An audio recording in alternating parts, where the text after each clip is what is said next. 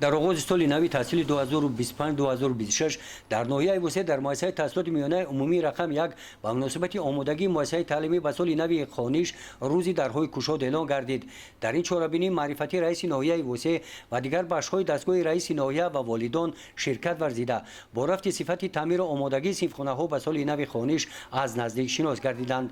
یادآور باید گردید که تعمیر و از نوسازی صنفخانه‌های مؤسسه با مبلغ‌گذاری بودجه محلی و دستگیری شخصان سخاوتمند اساتذه والدان و آموزگاران مکتب انجام داده شدند. در کارهای تعمیر ساختمانی سهم کارمندان قسم خواجگیداری مؤسسه نهایت کلان میباشد.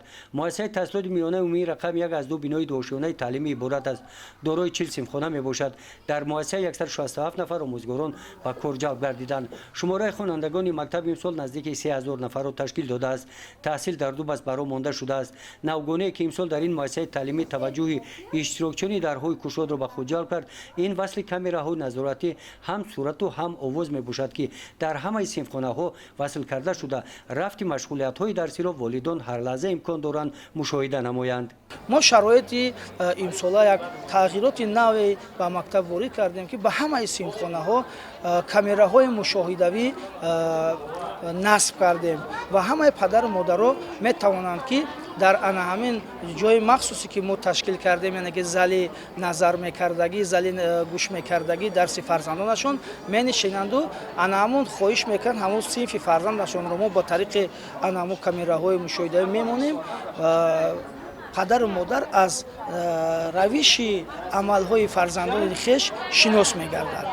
بعد سیرگشت در صنفخانه ها و آشنایی با شرایط های تحصیل در مکتب در جماعت با اشتراک والدان خوانندگان رئیس ناحیه وسه در برآمدشان از پدر و مادران دعوت به عمل آوردند که شکرانه وطن تنج و آبادمان را به جا آورده فرزندان را در روحیه و تندرستی احترام همدیگر و دیگر ارزش های انسانی از نسل به نسل تا زمان ما رسیده به کمال رسانند.